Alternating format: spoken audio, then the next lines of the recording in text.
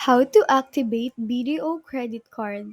In today's video, I will show you how to activate your BDO credit card quickly and easily. So first, open your web browser and go to BDO personal website.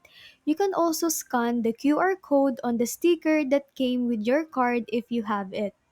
Once in the site, tap the three lines at the top left to open the menu.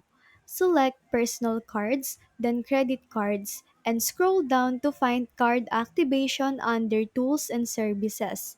Now, you will be redirected to the activation page. Enter your 16-digit card number, birth date, card expiration date, and the CAPTCHA code. Make sure all details are correct for instant activation. Once you have filled in everything, your card will be instantly activated and linked to your BDO account. You can manage it through the mobile app at any time. And that's it. Your BDO credit card is ready to use. If this video helped you, don't forget to like and subscribe for more tech tips. Thanks for watching and see you in the next video.